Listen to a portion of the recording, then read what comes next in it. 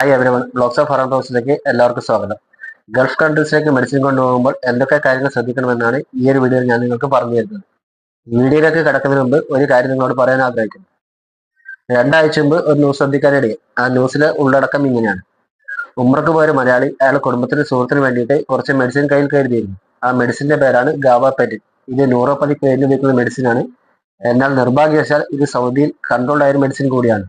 അതുകൊണ്ട് തന്നെ ഫാമിലി ഉൾപ്പെടെ എല്ലാവരും അറസ്റ്റിലാവുകയും ഫാമിലിയെ നാട്ടിലേക്ക് അയക്കാൻ സാധിച്ചുവെങ്കിലും 1 കൊല്ലം നീണ്ട നടപടിക്രമങ്ങൾ വേണ്ടി വന്നു ആൾക്ക് ജയിലിൽ നിന്ന് പുറത്തിറങ്ങാൻ വേണ്ടി, അതുപോലെ അയാളുടെ നിരപരാധിത്വം പ്രൂവ് ചെയ്യാൻ വേണ്ടി.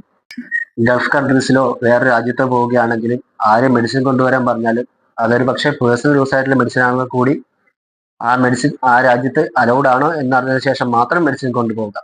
ഞാൻ ഈ ഒരു വീഡിയോയിൽ ഗൾഫ് കൺട്രീസിനെ കുറിച്ച് മാത്രമാണ് പറയുന്നത്. അതായത് ഒമാൻ, സൗദി, UAE ഇവിടെയൊക്കെ സ്ട്രിക്റ്റ് ആയിട്ടുള്ള ആന്റി ഡ്രഗ്സ് ലോസ് ഉണ്ട്. അത് എന്തിനാണെന്ന് വെച്ചാൽ ഡ്രഗ്സിന്റെ മിസ്യൂസ് തടയാൻ വേണ്ടിയും ഡ്രഗ്സിന്റെ അഡിക്ഷൻ തടയാൻ വേണ്ടിയും ഫേക്കായിട്ട് ഡ്രഗ്സ് പ്രിവെന്റ് ചെയ്യാൻ വേണ്ടിയുമാണ്.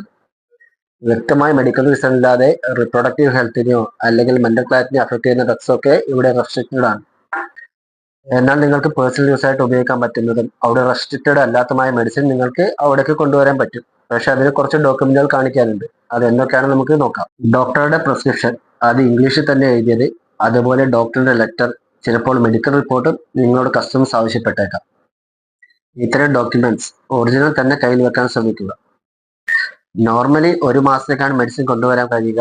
എന്നാൽ ചില രാജ്യങ്ങളിൽ ഇത് 3 മാസത്തെ കൂടി അലോഡ് ചെയ്യുന്നുണ്ട്. മെഡിസിൻസ് എപ്പോഴും ഒറിജിനൽ പാക്കിങ്ങിലായിരിക്കണം.